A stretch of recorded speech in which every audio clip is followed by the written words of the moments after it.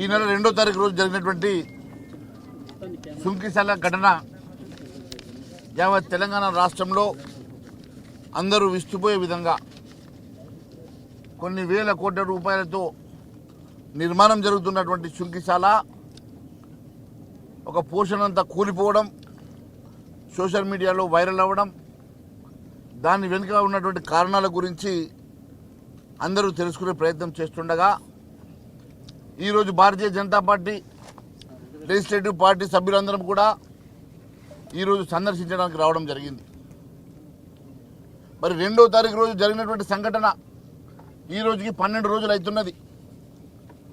Social మీడియాలో వచ్చే వరకు 8 రోజుల పాటు ఎందుకు గోప్యంగా ఉంచారని చెప్పేసి ప్రభుత్వాన్ని అడుగుతున్నాం. కేవలం కాంట్రాక్టర్ మెగా కృష్ణారెడ్డిని కాపాడుకోవడానికి కోసమా, ఆయన తప్పిదాలను వెనుక వేసుకురావడానికి కోసమా, ఇది తెలుసుకోవాల్సినటువంటి అవసరం ఉన్నది. సుంకిశాల సంఘటన గతంలో 2009లో అంతకుముందు కోట్ల విజయభాస్కర్ రెడ్డి గారు 300 కోట్లతో నిర్మాణం చేయాల్సినటువంటి ఈ సుంకిశాల మరి 2021లో దాన్ని 1500 కోట్ల రూపాయలతోటి దానికి అనుగుణంగా మళ్ళీ వ్యయం మార్చి 2215 కోట్ల రూపాయలకు అంచనాలు పెంచుకొని మరి టెండర్ ద్వారా సంపాదించాలని చెప్తున్నటువంటి మెగా కృష్ణారెడ్డి గారు ఈరోజు మరి ఎవరి పర్మిషన్ తోటి మీరు ఆ టన్నెల్ ఓపెన్ చేశారని చెప్పేసి అడుగుతా ఉన్నాం. ఇక్కడ అధికారులను అడిగితే మాకు తెలియదు, మా పర్మిషన్ లేకుండానే టన్నెల్ ఓపెన్ చేయడం వల్ల కూలిపోయిందని చెప్పి మీరు చెప్తా ఉన్నారు. నేను ఒకటే అడుగుతా ఉన్నాను, ఈపీసీ సిస్టంలో మీరు ఇష్టానుసారంగా ఓపెన్ చేసుకోవచ్చు, కానీ మరి టెండర్ సిస్టంలో అధికారుల పర్మిషన్ లేకుండా ఎట్టి పరిస్థితుల్లో కూడా మీరు ఓపెన్ చేసే అధికారం మీకు లేనప్పటికీ, పూర్తిగా మీ తప్పిదమైనప్పటికీ మీరు ఎందుకోసం ఈ టనెల్ని ఓపెన్ చేశారు, దీనికి బాధ్యత ఎవరు వహిస్తారని చెప్పేసి నేను ప్రశ్నిస్తున్నా. అంతేకాకుండా water board, Hyderabad metropolitan water works sewerage company board వాళ్ళు ప్రాథమికంగా ఇది మెగా కంపెనీ తప్పిదమని చెప్పేసి వారు చెప్పడం జరిగింది. దాని తర్వాత 3 మెన్ కమిటీని వేశారు. 2 ఈఎన్సీలను ఒక ఈడీని కలిపి 3 మెన్ కమిటీని వేస్తున్నట్టుగా ప్రకటించినటువంటి ప్రభుత్వం మరి ఇప్పటికీ 5 రోజులు గడుస్తున్నా ఇప్పటి వరకు కనీసం ప్రాథమిక అంచనాలు కానీ మరి ఎందుకోసం ఇది కూలిందో ఇప్పటి వరకు ఈ ప్రభుత్వానికి నివేదిక అందిందా, లేకుంటే ఎప్పటిలోకి అందుతుందో తెలియజేయాల్సిన అవసరం ఉందని చెప్పి నేను తెలియజేస్తా ఉన్నాను. మరి ప్రాథమికంగా పూర్తిగా ఇది మెగా కంపెనీ నెగ్లిజెన్స్ వల్లనే ఇది కూలిపోయినట్టుగా మరి అధికారులు చెప్తుంటే ఇది క్రిమినల్ నెగ్లిజెన్స్ కాదని అడుగుతున్నా. కొన్ని వేల కోట్ల రూపాయల ప్రజాధనంతో నిర్మాణం అవుతున్నటువంటి ఈ ప్రాజెక్టు ఇష్టానుసారంగా అధికారుల పర్యవేక్షణ లేకుండా, వారి పర్మిషన్ లేకుండా మీరు ఇష్టానుసారంగా మీరు ఓపెన్ చేయడం వల్లనే కదా ఇది కొలాప్స్ అయింది. మరి దానికి బాధ్యత ఎవరు వహిస్తారు, మరి క్రిమినల్ నెగ్లిజెన్స్ కేసు ఎవరి మీద పెడతారు, మరి దీని రికవరీ ఎవరు చేస్తారు, ఎవరు దీనికి నిర్మాణ ఖర్చులు భరిస్తారు, పునర్నిర్మాణ ఖర్చులు చెప్పాల్సిన అవసరం ఉందని తెలియజేస్తా ఉన్నాను. అంతేకాదు మొన్న మంత్రులు వచ్చి ఉత్తమ్ కుమార్ రెడ్డి గారు, తుమ్మల నాగేశ్వరరావు గారు వచ్చి చిన్నగా అది అతి చిన్న కొలాప్స్ అయింది, చాలా చిన్న నష్టం జరిగింది అంటున్నాడు.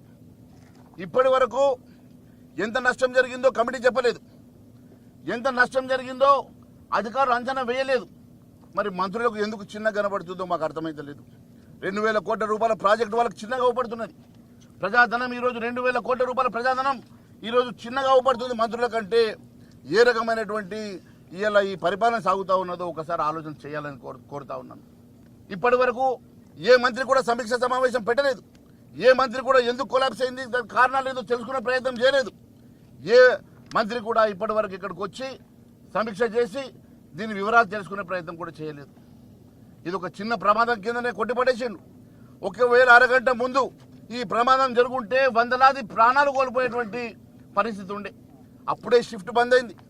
అప్పుడే షిఫ్ట్ బంద్ అయిపోయి కొత్త షిఫ్ట్ ఎక్కడానికి ఉన్నటువంటి గంట వ్యవధిలో ఈ ప్రమాదం జరిగింది కాబట్టి కొన్ని వందల ప్రాణాలు ఈరోజు కాపాడుకున్నాం. లేని పక్షంలో ఈరోజు ఆ క్యాజువాలిటీ వల్ల కొన్ని వందల ప్రాణాలు నష్టం జరిగి ఉంటే ఈరోజు ఏ రకమైనటువంటి అప్రతిష్ట తెలంగాణ రాష్ట్రానికి వచ్చి ఉండదో ఒకసారి ఆలోచన చేయాల్సిందిగా కోరుతా ఉన్నాను. అంతేకాదు నాసి రకం పనులు జరుగుతున్నట్లు